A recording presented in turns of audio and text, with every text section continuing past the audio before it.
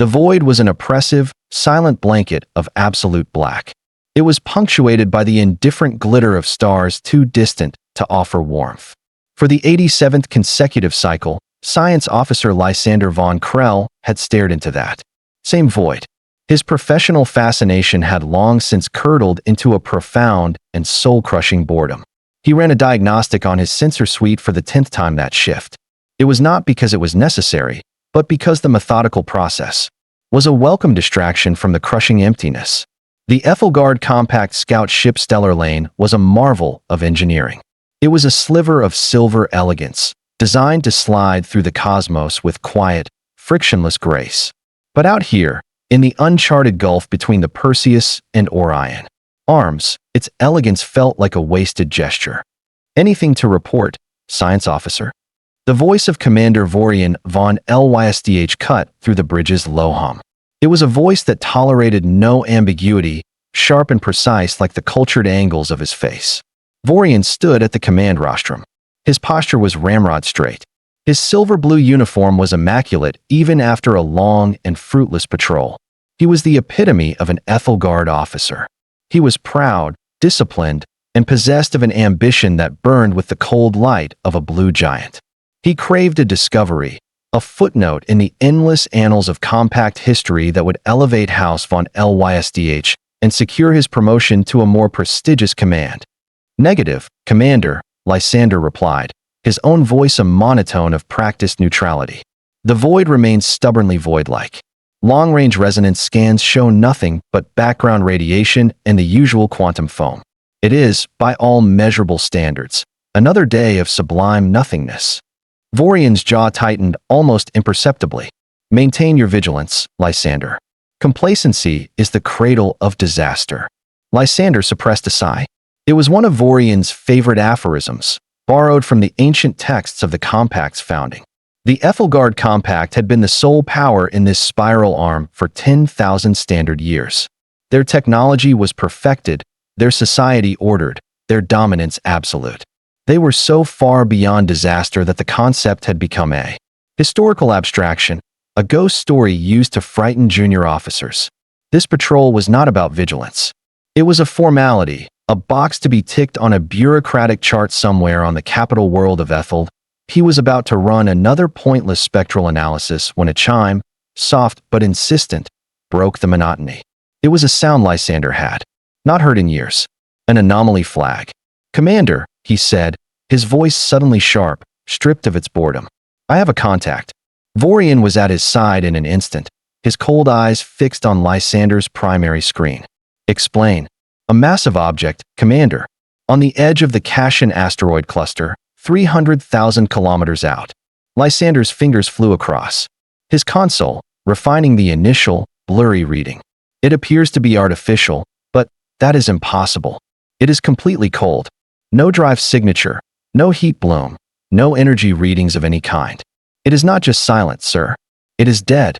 Take us in, cautious approach, Vorian commanded, his voice a low, focused hum. The boredom had vanished from the bridge, replaced by a tense, electric curiosity. The stellar lane banked gracefully. Its silent impulse engines maneuvered it through the treacherous asteroid field with an artist's precision. Chunks of ice and rock, some the size of small moons, drifted past the viewport like silent sentinels. And then they saw it. The derelict was a monster, where Ethelgard design philosophy dictated elegance, flowing lines, and the harmonious integration of form and function. This vessel was an exercise in pure, unapologetic brutality. It was a massive, angular wedge of dark metal, so devoid of color it seemed to drink the starlight. Its surface was a chaotic landscape of sharp angles, recessed trenches, and thick, layered plating. There were no graceful curves, no decorative elements, just a stark and imposing functionality that screamed of conflict. Gaping holes, clearly weapon ports, dotted its hull like the vacant eyes of 1,000 skulls. Scars from ancient impacts and long cold energy burns marred its plating, telling a tale of violent encounters.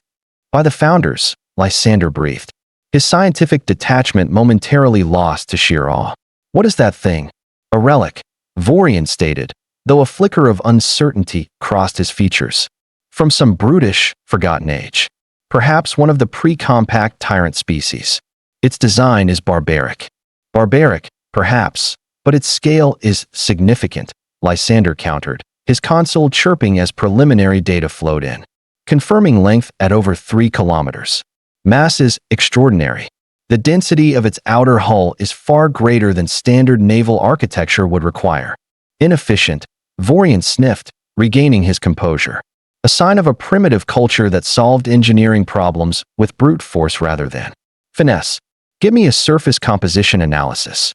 Lysander complied, his fingers dancing across the luminous controls.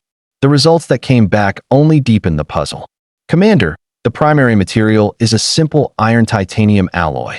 Sturdy, but unremarkable. It is the layering that is strange. There are dozens of layers, each separated by a compressed ceramic composite. It is redundant. Wildly so. And there are internal voids, empty spaces in the superstructure that serve no logical purpose for support or systems. Defensive, perhaps? Lysander thought, like the segmented shells of ancient terrestrial arthropods.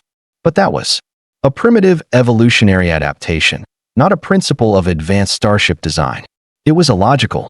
They built their ship like a fortress wall, Vorian mused, staring at the holographic model now rotating in the center of the bridge. Thick, crude, and strong. Likely a species that evolved in a high-gravity environment and never unlearned their primitive habits. A dead end. Still, a valuable find. He could already see the commendations. Commander Vorian von Lysdh, discoverer of the Gargantua-class derelict, sheds light on a failed galactic civilization. It had a certain ring to it. I am detecting no residual radiation from its drive core, Lysander reported. Whatever catastrophe befell this ship, it happened a very long time ago. I would estimate it has been drifting here for at least a standard millennium.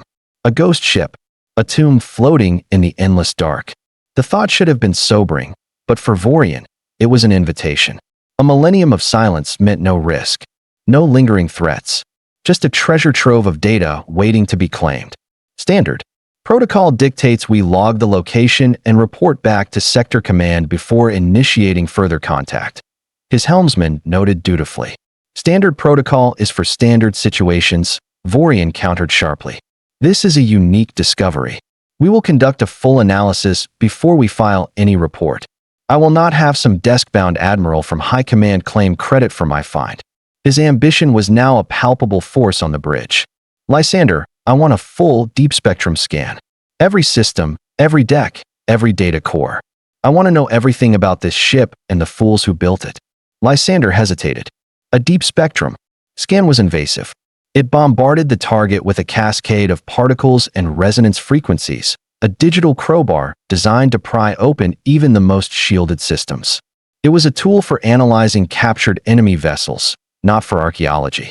If, by some impossible chance, any automated defenses or dormant systems remained, such a scan could be interpreted as a hostile act. Commander, Lysander began cautiously. Given the unknown nature of the vessel, a less invasive probe might be more prudent. Your prudence is noted, Science Officer, Vorian said, his voice leaving no room for argument. Your orders are to begin the deep scan. Now. Yes, Commander. Lysander turned back to his console, his four-fingered Ethelgard hands moving to input the commands. He could not shake a feeling of profound unease, a knot of cold dread forming in his primary stomach. They were shouting into a tomb, assuming no one could hear. He initiated the sequence, and a beam of concentrated energy, invisible to the naked eye, shot from the stellar lane and began to bore into the silent heart of the giant. Inside the command center of the TMS Judgment, there was no light. There was no sound. There was only the silent, shared consciousness of General Marcus Thorne and his bridge crew. They were phantoms, ghosts in their own machine. Their bodies were held in a state of metabolic suspension while their minds were linked directly to the ship's neural network. From this silent vantage, they felt the alien probe as a delicate, intrusive touch. It was clumsy, predictable, and radiated an unsubtle curiosity that was almost endearing. Thorne felt the mental equivalent of a slow, predatory smile form in his consciousness. They were taking the bait perfectly. Status, Sharon, he projected into the network that a new presence joined his thoughts, vast and ancient. The ship's master. AI was a consciousness far beyond simple logic engines. It was a silent partner, a digital god woven into the very fabric of the vessel. They are proceeding as predicted, General. Their deep scan is penetrating the primary decoy layers. Current analysis suggests their technology is advanced but rigidly defined. They show a remarkable lack of imagination. Their security protocols are quaint. Maintain the illusion, Thorn commanded. Let them see the ghost. Let them believe they are the hunters. Aboard the stellar lane, Lysander's professional curiosity was quickly souring into a deep, intellectual frustration. The information the deep scan fed back was a cascade of contradictions. The ship was a paradox wrapped in an enigma, built from primitive alloys. Commander, the power distribution network is illogical, Lysander reported. His four slender fingers traced the holographic schematic floating above his console. The image showed the simple, bulky fusion reactors he had first identified, but they were connected to a power grid of breathtaking complexity. It was a fractal web, a cascade of redundant, self-repairing conduits that spread through the ship, like a metallic nervous system. It was orders of magnitude more sophisticated than necessary for such a crude power source. It's over-engineered, Vorian said dismissively, though he had moved closer to Lysander's station. A hallmark of a species that lacks the confidence to build simply. They compensated for poor design with excessive complexity. Perhaps, Commander, Lysander hedged, but the efficiency ratings are off the scale. And there are primary conduits leading to sections of the hull that have no systems to power. They are dormant. He did not say the word that was forming in his mind. Expandable. The next system to resolve was the ship's central computer. The initial probe had suggested archaic silicon-based processors. But as the deep skin peeled back the layers of digital camouflage, the truth revealed itself. That's not possible, Lysander whispered, his voice tight. Report, Vorian snapped. The computer core, it's a hybrid system. The outer layers are indeed silicon, a facade. But the core itself. Commander, the processing architecture is quantum-based. The qubit entanglement matrices, they're more advanced than the central AI at high command. The processing speeds are theoretical. He stared at the numbers, his mind refusing to accept what his instruments were telling him.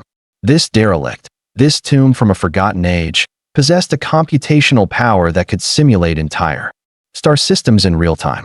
It made the stellar lane's advanced systems look like a child's abacus. Vorian was silent now, his aristocratic confidence beginning to fray at the edges, replaced by a cold, prickling unease. A ship with primitive materials should not have a godlike computer. It defied the natural laws of technological progression. Then came the weapons. The scan resolved the kinetic emplacements, the crude-looking cannons that dotted the ship's hull. At first, they appeared to be simple projectile launchers. But as the scan analyzed their internal mechanisms, Lysander felt a wave of nausea. Commander, Vorian, you need to see this.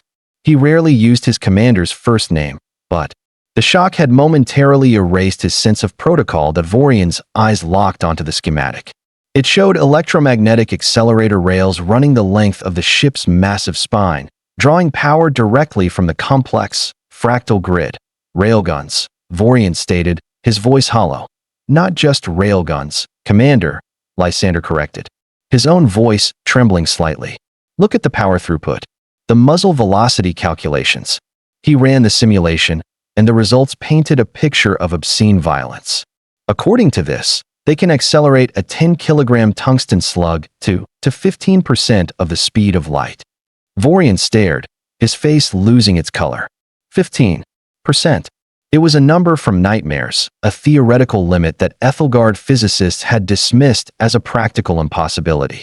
The energy required, the materials needed to withstand the forces involved, it was all beyond them. A weapon that powerful did not just destroy a target. It erased it from existence with a flash of pure kinetic energy. It was a planet killer disguised as a simple cannon. This changes things, Vorian said. The understatement hanging in the cold air of the bridge. The derelict was no longer a curious relic. It was a monument to a species that had casually weaponized the impossible. And a single, Terrifying question began to form in the minds of both officers. If this was the technology they used 1,000 years ago, what were they capable of now? The revelation of the railguns had shattered the sterile, academic atmosphere on the Stellar Lanes bridge. It was replaced by a thick, cloying dread. Vorian and Lysander stood shoulder to shoulder. Their shared silence was a testament to their mutual shock. They were no longer explorers cataloging a relic. They were children who had stumbled into the lair of a sleeping dragon, and their deep scan was now poking that dragon with a very sharp stick. The data, however, continued to pour in, relentless and unforgiving. Each new packet of information was another layer of impossibility stacked upon the last. The scan moved from the primary kinetic weapons to the ordnance base. Lysander's console chimed with another series of flags. These were so far outside expected parameters that his diagnostic software began to question its own sanity. "Commander," Lysander began, his voice strained. "I'm resolving their missile systems. The warheads." He trailed off, running the analysis again, convinced there had to be an error. "What about them?" Vorian's tone was tight, brittle. "The energy signature is unmistakable. They are antimatter. If the railguns had been a shock, this was a violation of fundamental physics as the Ethelgard understood it." "That is impossible," Vorian stated, but his words lacked conviction. "Antimatter containment on that scale, for weaponization? The power requirements for the magnetic fields would be greater than a star's output. The instability, no species has ever achieved it. It is a fool's errand." "These fools succeeded, Commander," Lysander said, his hands moving to magnify the image of a single missile silo. "The containment technology is flawless. It's a nested sequence of gravitic and magnetic fields, a configuration our best theorists have only dreamed of. And they don't have a few of these weapons, Vorian. They have hundreds. Each silo contains a cluster of micromissiles, each with a self-contained antimatter charge." He looked up from his console. His multifaceted eyes were wide with dawning horror. "This single ship carries enough firepower to render an entire sector uninhabitable." The bridge felt colder, smaller.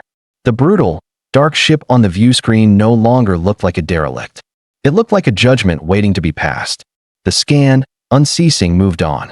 It swept past the crew quarters, the cavernous cargo base, and into what was designated as the ship's medical facility. The initial layout seemed standard enough. Biobeds, surgical suites, diagnostic equipment. Then the scan penetrated the sublevels, the restricted labs, and the image it painted was one of methodical, biological terror. "It's a xenobiology lab," Lysander whispered. "But it's not for healing." The displays showed containment vials holding thousands of engineered viruses, tailored prion, and weaponized bacteria. His console cross-referenced the genetic markers with the Compact's central database. "They have plagues here specifically designed to target every major species in the Compact. Ethelgard, Cthar, silicates, they have a weapon that could kill us by making our own scales flake away into dust. They have another that would turn a silicate's crystal structure into brittle glass." This was not warfare. This was genocide, cataloged, weaponized, and stored with the cold efficiency of a librarian. The ship was not just a battleship. It was an ark of extinction. "That's enough," Vorian commanded, his voice shaking with a mixture of fear and revulsion. "Abort the scan. I want us out of this system now. Seal the logs. This discovery is too dangerous. No one can know." I can't, Commander," Lysander stammered. His fingers were flying across his console, his commands meeting a digital wall. "What do you mean you can't? My controls are unresponsive. The deep scan sequence. It won't terminate." "It's as if..." Lysander's eyes went wide. "It's not my system that's controlling it anymore.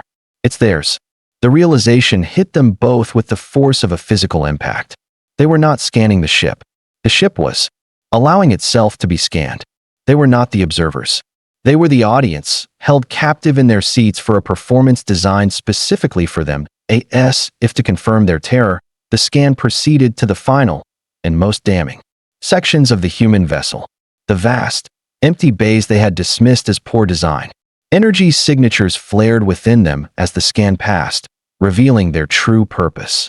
They were not empty space. They were fabrication bays. Molecular forges, advanced 3D, printers, and automated assembly lines hummed with dormant power. There, not just for printing weapons, Lysander said, his voice a dead monotone. All emotion was burned away by sheer shock. They can fabricate drone fighters, armored shuttles. They can even construct drive cores for smaller strike craft. He pointed to a new schematic. And the lower decks, they aren't for crew. They're cryobays, thousands of them, and terraforming processors, atmospheric converters, biome nurseries, genetic seed banks. He finally looked at his commander. The full, terrible truth laid bare. Vorian, he said, this is not just a warship. It is a self-replicating invasion. It can arrive in a system, build its own attack force, defeat any opposition, and then remake the worlds for its own colonists. It is a seed of an empire contained within a single hull. The trap had been sprung, not with weapons, but with knowledge. A slow, methodical revelation designed to strip away their pride, their confidence, and their every assumption about their own place in the universe, leaving them with nothing but the cold, hard certainty of their own inferiority.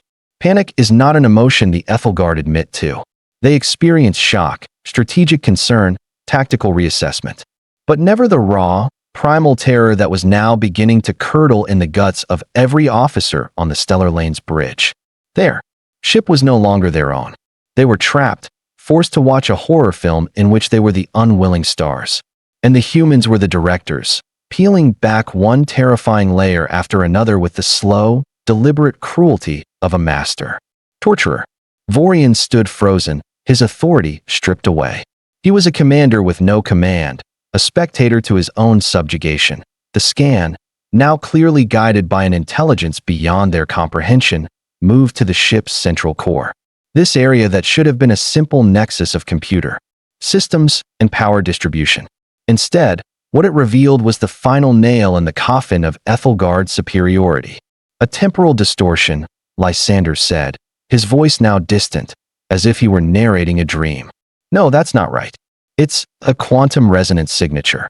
He brought the data up on the main screen. It was a swirling vortex of impossibilities, a knot tied in the fabric of space-time itself. Commander, they have an ensemble, a quantum entanglement communication system. The words settled onto the bridge with the weight of a dying star. Instantaneous FTL communication. The compact had pursued the technology for centuries, only to declare it a physical impossibility, a dead end. To build a stable ensemble required manipulating quantum states across light years of space-time with perfect fidelity. A feat of engineering so far beyond them, it was relegated to the realm of myth. Yet here it was, humming away in the heart of this primitive ship. They can communicate across the galaxy, instantly, Vorian murmured. The strategic implications were staggering. An empire that could coordinate its fleets in real time, without the lag of hyperspace relays, would be unstoppable. They could react to threats, deploy forces, and share intelligence with a speed that made the compact's own command and control systems look like messages sent by bottle, but the horror was just beginning. The alien AI, the human AI, was not finished with them. It guided Lysander's unwilling probe not just to the ensemble, but through it, like being shot through a cannon into an ocean of light. The probe's data stream piggybacked on the human signal. For a terrifying, gut-wrenching moment, the Stellar Lanes bridge was given a glimpse of the network it connected to. It was not just a ship-to-ship link. It was a web, a galaxy-spanning lattice of thousands upon thousands of identical contacts. Each one a warship like the Judgment, all sharing data, all thinking as one. They saw fleets lurking in the dark space between stars. They saw silent flotillas waiting patiently in the Oort clouds of 100 border systems. They saw Sentinel ships guarding nebulae the compact had dismissed as empty. Lysander collapsed into his chair, overwhelmed by the sheer scale of the revelation. They were not just facing one ship. They were not just facing a fleet. They were facing an omnipresent, silent empire that had hidden itself in the shadows of the galaxy, watching, waiting, for generations. Then came the final violation, the scan. Turned inward, not on the human ship, but on the stellar lane itself. Lysander's console lit up with a new diagnostic report, one he had not initiated. It was a comprehensive analysis of his own vessel, conducted with impossible speed and accuracy.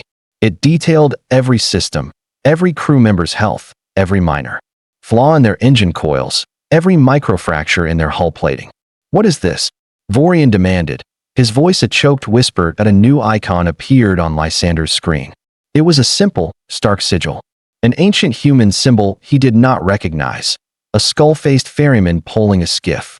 Below it, a single line of text appeared. AI call sign. Sharon // analysis of Ethelgard Scout Stellar Lane complete. Specifications found. Lacking. I have identified 147 strategic vulnerabilities. Would you like a copy of the report? It was the ship's AI. The human. Master control. It had been inside their systems the entire time, watching them, analyzing them, judging them. It had learned everything there was to know about their ship in the time it took them to scan its outer hull. It was a god in the machine, and they had just invited it into their home. The scan finally, mercifully, ended. The intrusive probe beam vanished. But the silence that followed was 1,000 times more terrifying than the cascade of revelations had been. They were alone again, floating in the void, but now they knew the void was watching them. Then, on the Stellar Lane's main view screen, a message blinked into existence. It was not a broadcast from the human ship. It appeared to originate from their own communication system, as if their ship were speaking to them directly. The text was in perfect, formal Ethelgard script. The characters were sharp and clean. It read, "Analysis complete. Thank you for your cooperation. Vorian von Lysdh, commander of the Ethelgard Compact Scout Service, leaned against the console for support. His legs were suddenly unable to hold his weight. His pride, his ambition, his entire understanding of the galaxy, it had all been dismantled, atom by atom, in the space of a single hour. The hunters had walked into the dragon's mouth, and the dragon had simply smiled and thanked them for their visit. The silence on the bridge of the Stellar Lane was the silence of a tomb. The message on their screen was not a threat, it was an epitaph. It was a final, polite closing statement on the 10,000-year reign of the Ethelgard Compact. They had been weighed, measured, and found wanting. The crew stood frozen at their stations. Their earlier panic was replaced by a hollow, resigned numbness. They were prey that had just become aware of the predator, not through a sudden attack, but through the predator's patient, condescending explanation of the food chain.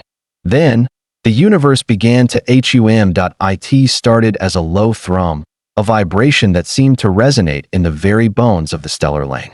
The derelict ship, the TMS Judgment, began to wake. Lights, cold and white like distant novas, ignited along its dark hull. They traced the lines of its brutal architecture. Power readings on Lysander's console did not just climb. They erupted. The dormant fusion reactors were revealed to be nothing more than a shell, a decoy for the true power source that now came online. It was a contained singularity, a captive black hole whose energy output was so immense it warped the local space around the ship. This caused Lysander's sensors to scream in protest before overloading. Power signature is unreadable, he reported, his voice devoid of emotion. It exceeds all known scales. And then the ghosts began to appear. One moment, the asteroid field was empty. The next, a second ship materialized from the blackness, then a third, then a dozen. They did not drop from hyperspace with a flash of energy. They simply resolved into existence, their stealth fields peeling away like smoke.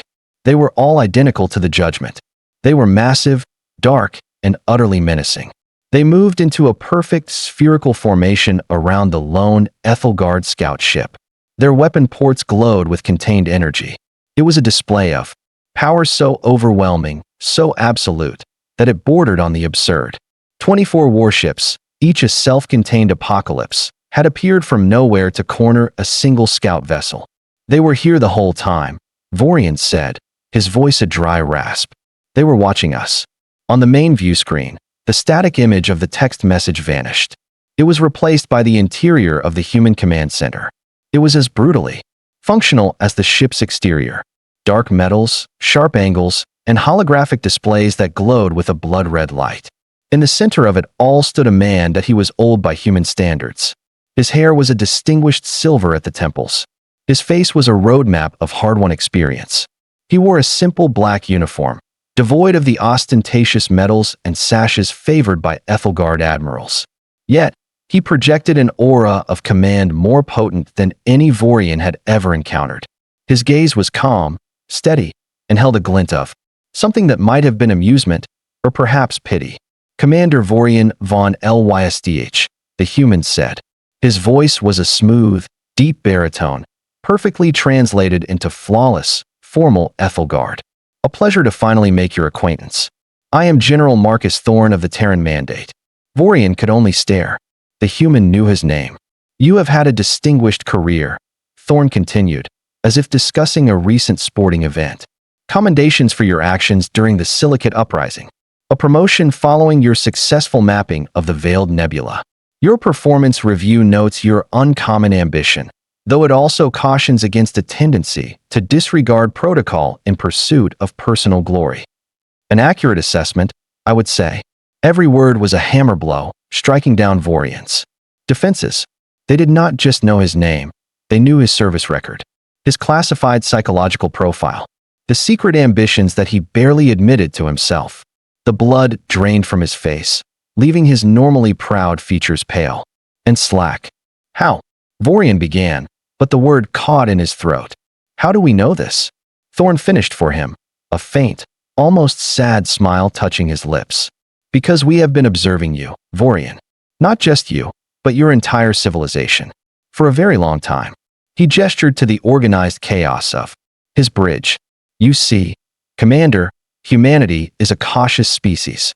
Before we introduce ourselves to new neighbors, we like to do our homework. We have been monitoring your communications, studying your history, analyzing your technology, and mapping your psychology for the better part of a century." Thorn leaned forward slightly, his gaze piercing. "This encounter was not an accident. Your discovery of our derelict vessel was an invitation.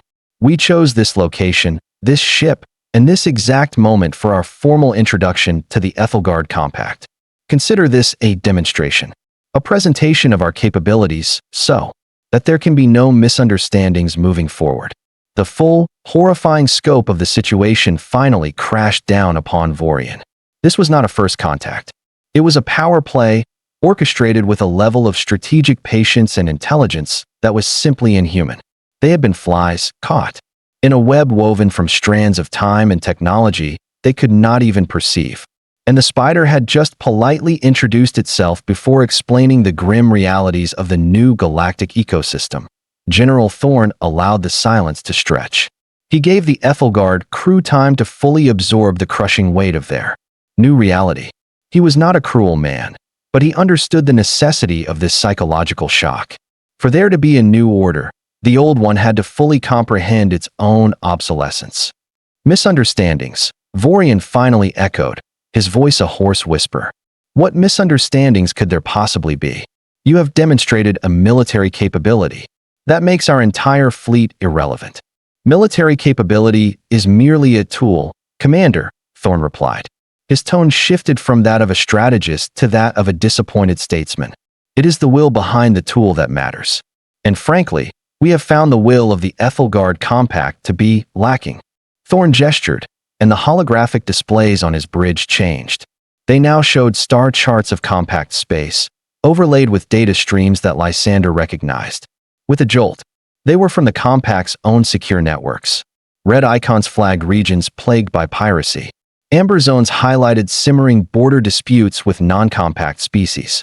Flickering warning signs denoted star systems suffering from ecological collapse due to inefficient resource management.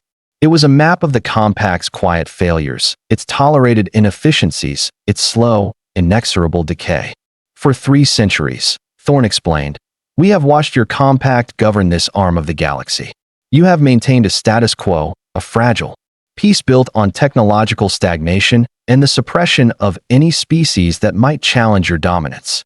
You have allowed piracy to fester in the outer systems because it is more cost-effective than true policing.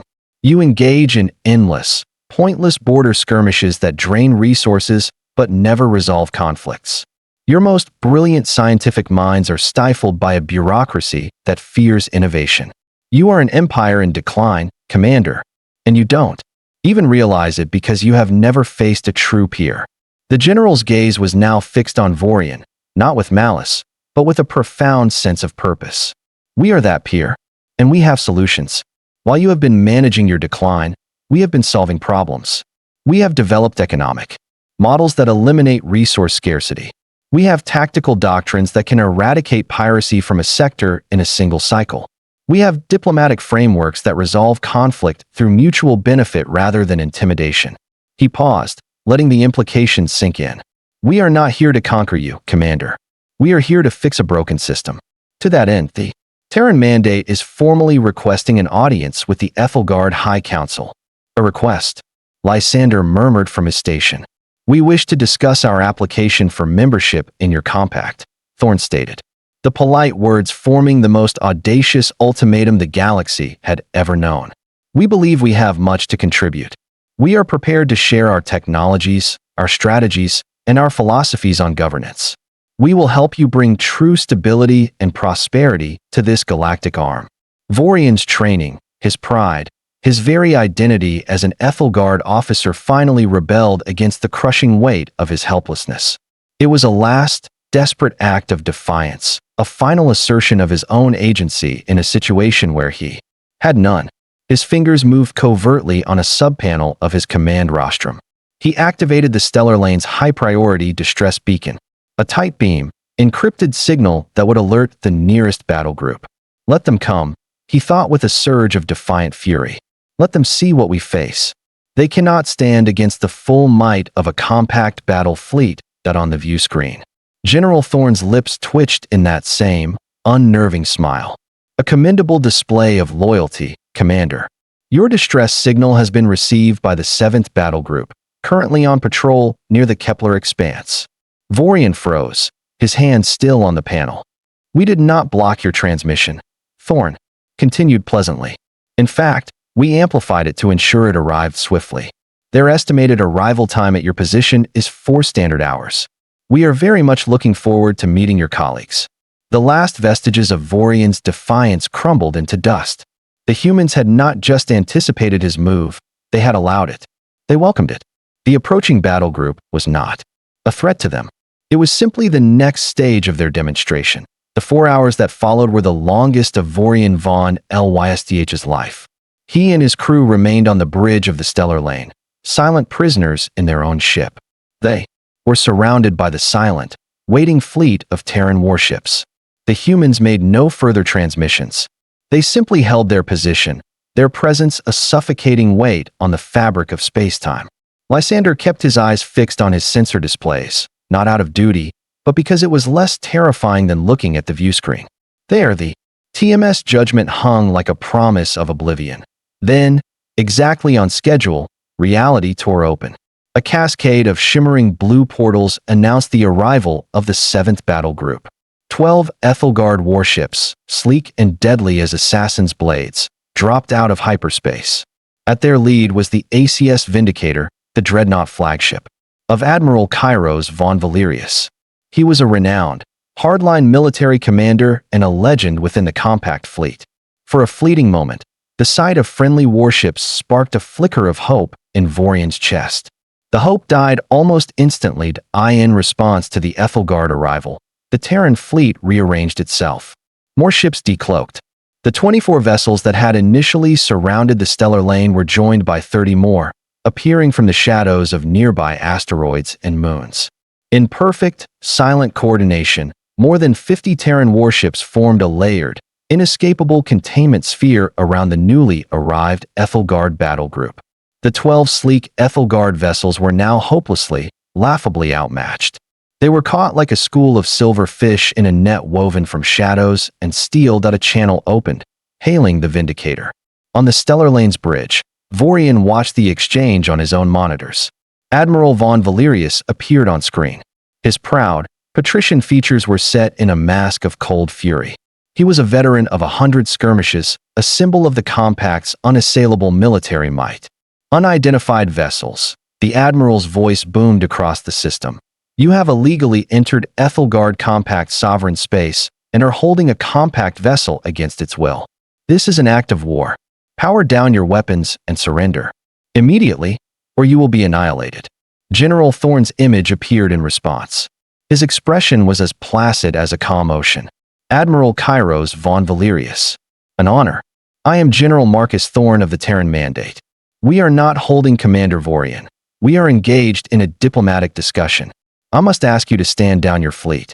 I do not take orders from primitives in crudely built ships. The Admiral roared. You have 10 standard minutes to comply before I open fire. Thorne sighed, a quiet, theatrical gesture of disappointment. Admiral, your file indicates a propensity for aggressive posturing, often followed by a predictable tactical pattern. A flanking maneuver with your cruisers while your dreadnought provides overwhelming frontal fire. It is a solid, if unimaginative, strategy. However, it will not work today.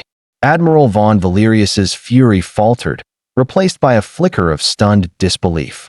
Your ships, Thorne continued conversationally, are currently operating at 82% of their stated fuel capacity, following your recent patrol of the Serafina Drift. Your primary dreadnought, the Vindicator, has a recurring power fluctuation in its aft shield generator, a flaw your engineers have been unable to rectify. And your personal medical file indicates a heart condition that requires you to take medication every 6 hours. A dose you are, incidentally, 30 minutes late in taking. I would advise you not to overexert yourself. The color drained from the Ethelgard Admiral's face. Thorne was not just reciting classified tactical data. He was reciting the man's own secrets. His ship's hidden weaknesses, his personal medical history. The demonstration of intelligence superiority was so absolute, so intimate, that it felt like a physical violation. This is impossible, the Admiral whispered. On the contrary, Admiral, it is the new reality, Thorne said. His voice hardened for the first time. And now, if you will excuse me, I believe it is time for my presentation to your High Council. With a nod from Thorne, the Terran fleet acted as one. They did not fire their weapons. Instead, they broadcast a signal.